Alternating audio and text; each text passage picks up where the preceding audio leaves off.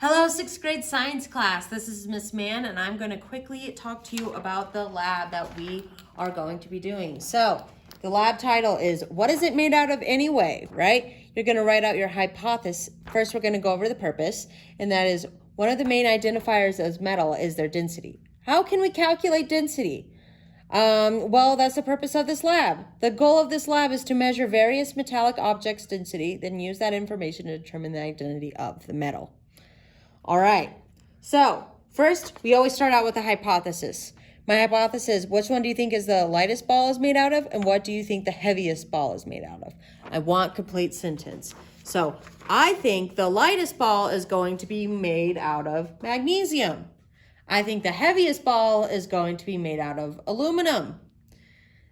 That's a sample, okay? If you have a different hypothesis, feel free to write down your own hypothesis and use this identification table on the sheet to help you.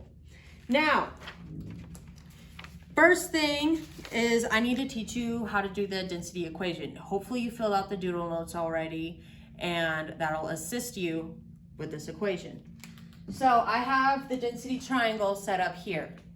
This is really easy. So for this instance, I want to solve for density. So D equals density, M equals mass, V equals volume. All right, so I want to solve for density. I take my hand, I cover up the D. I am left with M over V. So density equals mass over volume. Now, let's say if I wanted to calculate volume. You're not going to do it in this lab, but I'm going to go ahead and say it anyway. So if I want to go ahead and calculate volume, then I would cover up the V, and I would get volume equals mass over density. If I wanted to calculate for mass, then I would cover up the M, and then here's where it kind of gets different. You go mass, and it's mass equals density times volume. So that's why I like this triangle, because you cover up one variable and you know what to do with the other two. If they're next to each other, you multiply. If they're on top of each other, then you divide. All right, so we are going to be calculating density of 3 mysterious spheres. I have already got the volume for you, 8.4 milliliters, right? So we have our volume already figured out. You guys are going to be measuring the mass. Well, I measured it. You're going to be reading the triple beam balances for me. So let's go over here.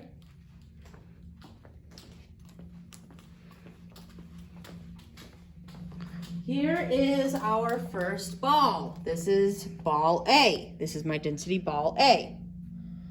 Okay, now here is the measurements.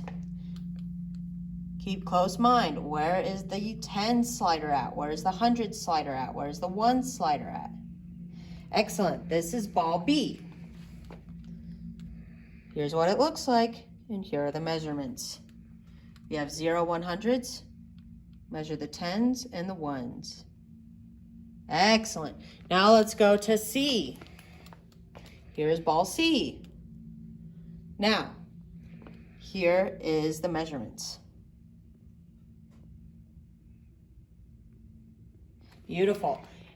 If you also need to pause the video, please do so during those moments to get accurate readings. So you have just figured out the mass. That was the mass, what the triple beam balance is measuring.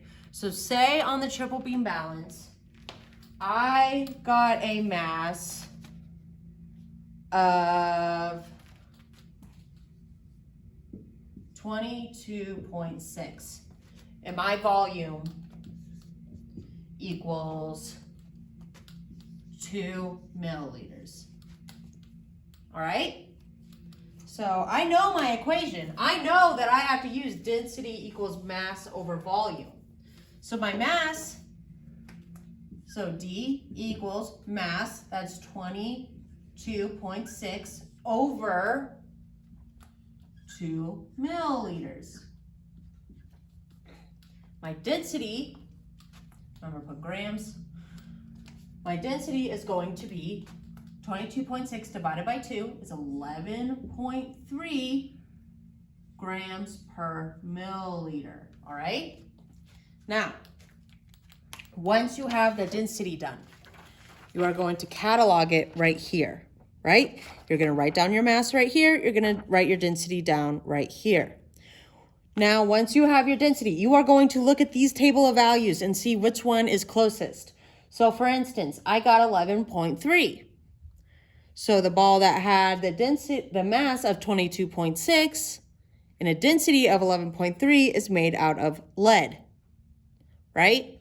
So you're gonna have to do that exact same conversion and calculation with spheres A, B, and C. Then you're gonna go to the back and fill in the questions. Now, I have question number 4. Says water has a density of 1 gram per milliliter. You will need to know this for the test. The mass of a cork sphere is 2.9 grams and has a volume of 8.4 grams. Calculate the cork's density and explain why or why not it'll float. So essentially, what I'm going to preface this is anything that is less dense than water, has a density smaller than 1, will float.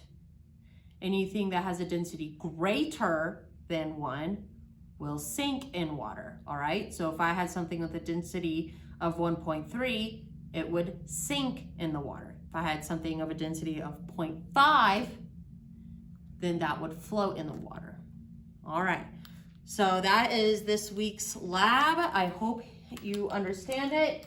Here are the equations again. Please fill out the doodle notes before you attempt this lab, as they will help you use the equations, and I look forward to seeing what you guys come up with. Thank you so much. Bye.